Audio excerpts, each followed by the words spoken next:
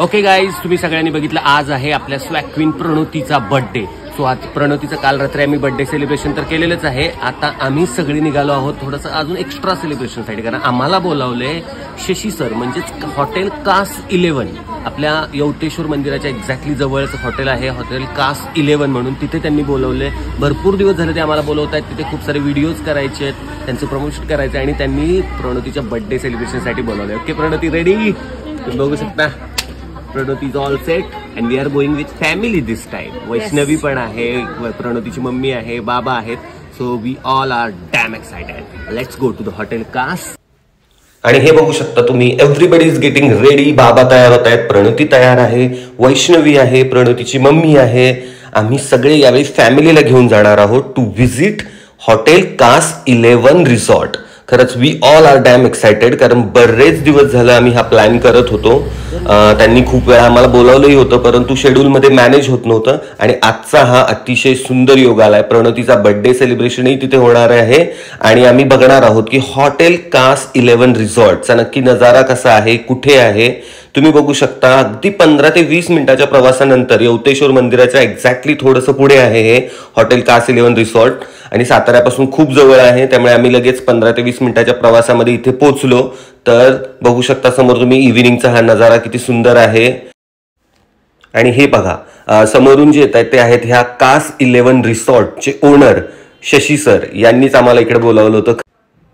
Nice to meet you Shashi sir, and thank you so much for wonderful service. We really enjoyed it.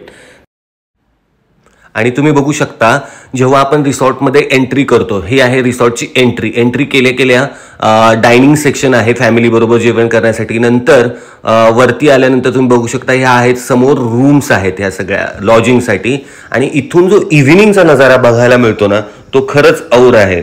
अक्षरशः म्हणजे कासचं सगळं, आपल्या already कासचं सौंदर्य सगळ्यांनाच माहिती आहे, कास रोडचं सौंदर्य माहिती आहे, आणि ते सगळं सौंदर्य इथे राहून बघण्याची काही मजाच वेगळी आहे. हे आहेत सगळ्या रूम्स जिथे आपण राहणार आहोत.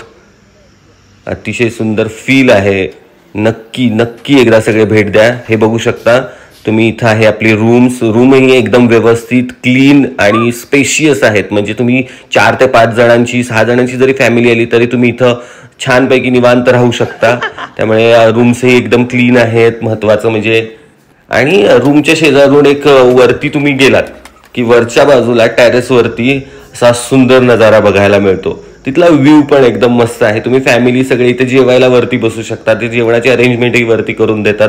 सो इथे बसून जेवण्याचा आनंदच काही वेगळा आहे. आणि हे बघू शकता तुम्ही, आम्ही गेलो आणि डान्स होणार नाही, शक्यच नाही. ते एक मस्त रीलही झाला. तुम्ही सगळ्यांनी इंस्टाग्रामवर खूप प्रेम दिलं त्या रीलसाठी.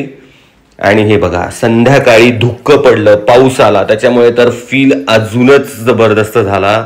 तुम्ही सगळ्यांनी एकदा नक्की भेट द्या. हा आहे मॉर्निंग व्ह्यू. सकाळीही खूप सुंदर वातावरण तिथे तयार झालं होतं.